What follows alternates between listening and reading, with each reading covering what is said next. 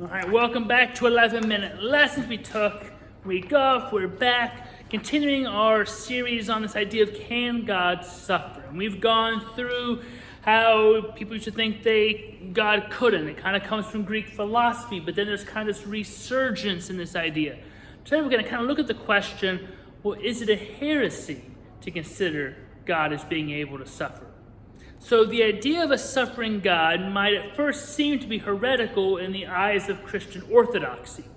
The patristic period, which was kind of early Christianity, the first few centuries, 300 to 600 or so, they identified two unacceptable views related to the suffering of God, because people were thinking of it early on. And those two are Passionism and Theopicism.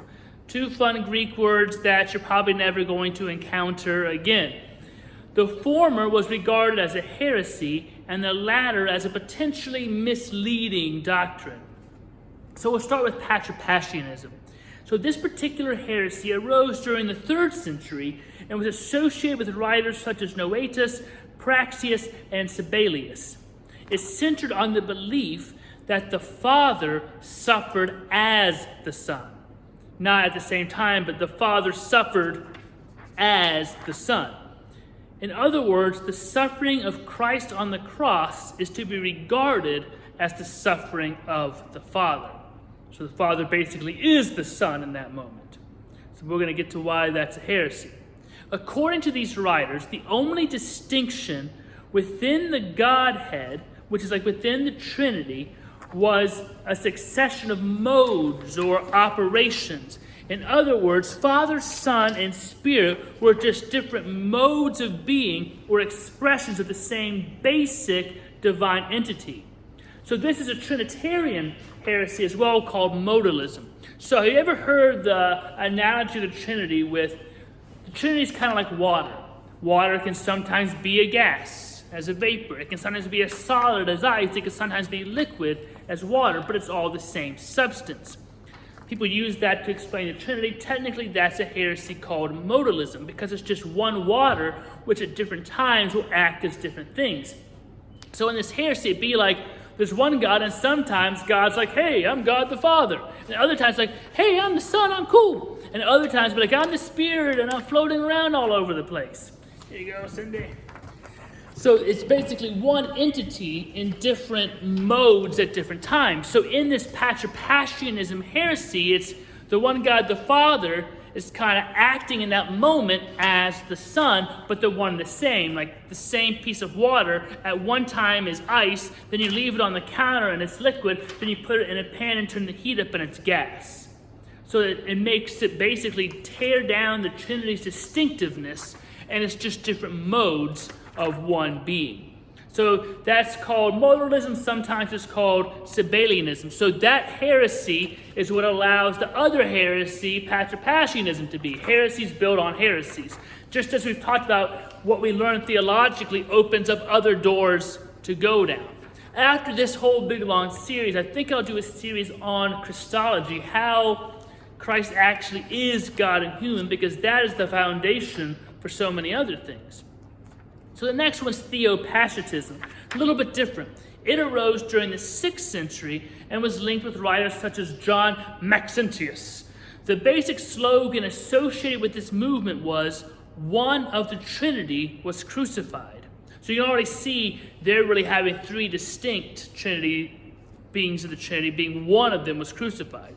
The formula can be interpreted in a perfectly orthodox sense, so it does reappear as Martin Luther's celebrated formula we've talked about, the crucified God. That's what often happens. Someone comes up with an idea, people are like, that's weird. They put it on the shelf for a few hundred years later. People are like, that wasn't so bad. Let's rework it a bit. Think about Leonardo da Vinci kind of crafting a helicopter. People are like, well, that's silly. That's not going to work.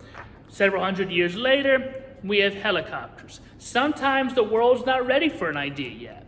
So the roots of it here, Martin Luther brings that back up. Today is Reformation Sunday, so you can think about Martin Luther vandalizing some church with all his complaints. Please don't nail a bunch of your complaints on the door of the church. I don't want that right now. But that's what Martin Luther did, and we have the Reformation. And he kind of brings up this idea again of the crucified God. Now, It was defended, this idea back then, by such as like Leonidas of Byzantium. However, it was regarded as potentially misleading and confusing by more cautious writers, including Pope Hormisdas, who died in 523, and the form it gradually fell into disuse until Luther brought it back with a vengeance.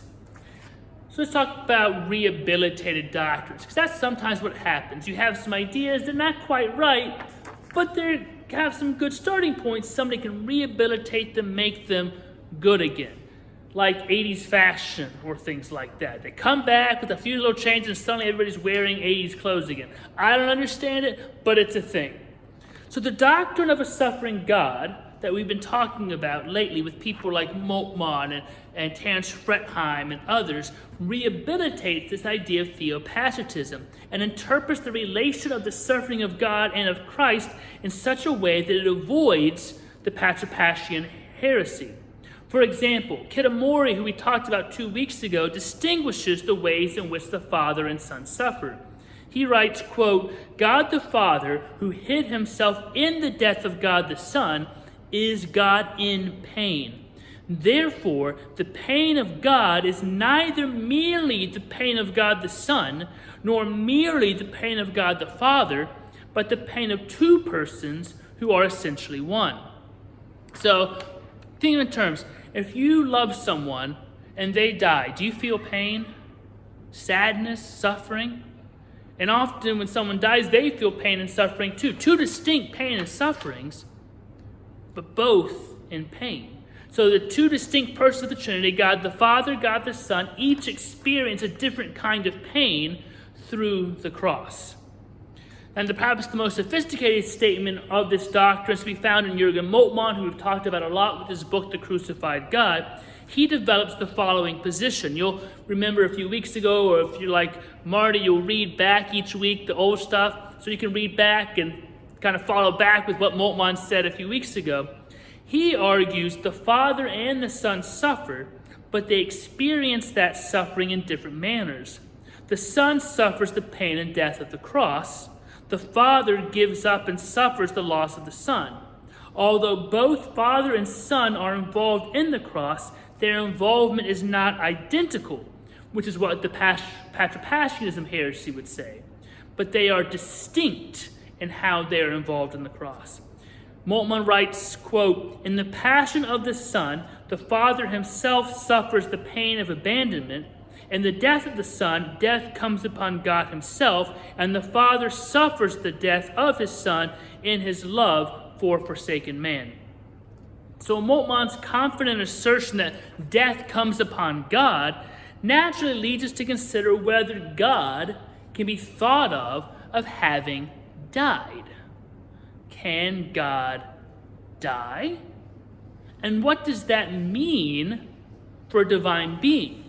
Because sometimes we use words, and it may mean something for one group of people, but something different for another group of people. God is an entirely different ontological category than we are, entirely different form of being. Death for an infinite being, is that different than death for a finite being? Can an infinite being experience death? What would that even be like? So, we're going to think about, can God be said to have died on the cross? To find out the answer to that, guess what you have to do? Come back next week and we'll dive into that fun question in 11 minutes or less. Anybody have any questions? Awesome. See you next week.